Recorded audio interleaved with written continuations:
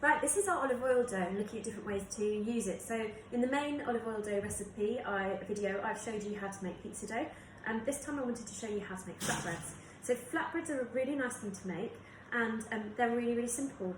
All you need to do is roll out your dough really, really thin, and then you can put it in a frying pan and you dry fry it. So you don't need any oil or anything, and they'll puff up and go nice and soft and bubbly.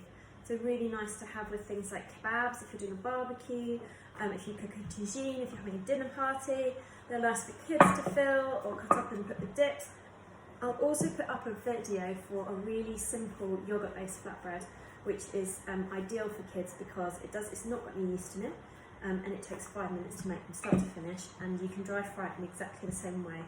So if you want to try making some dips, which is quite a nice way to get kids trying new things and veggies, then they're a great thing to do. You can also use it as a pizza base as well. It's not as nice, but it's a good 5-minute thing if you've got nothing else to do, and some kids you find actually really like it. So it's nice and thin, a bit like my pizza base. And what I'm going to do now is I'm going to get a frying pan on the heat, and I'm going to dry fry it.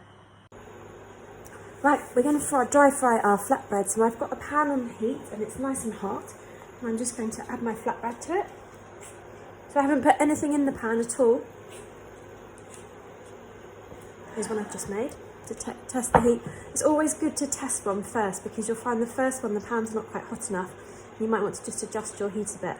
And what we're going to do is just watch it, and you'll see that it's starting to bubble.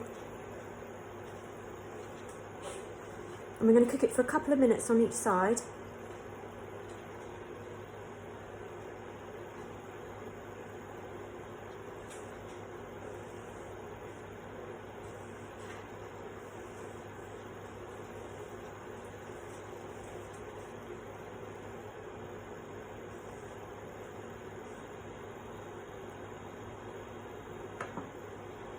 And you see all the bubbles forming and it puffs up.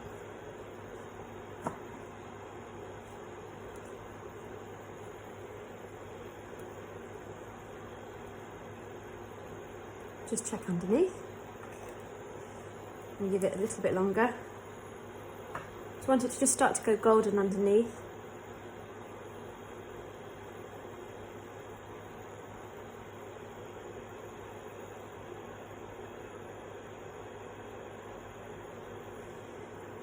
These lovely bubbles here. And now I'm going to turn it. So it's just starting to take on some colour. It'll puff up again, because now the air inside is trapped.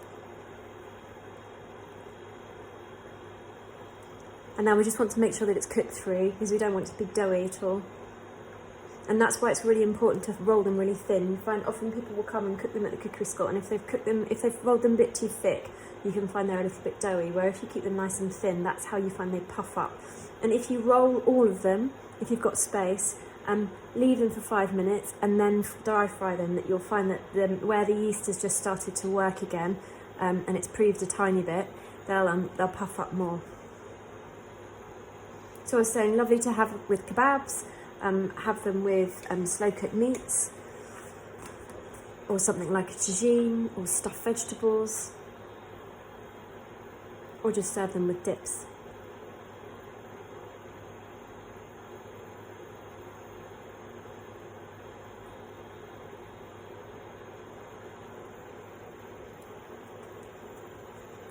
Make sure that's cooked. It's starting to smell nice and toasty.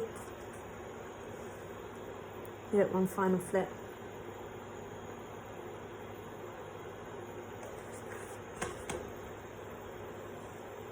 And there we go. Flatbreads.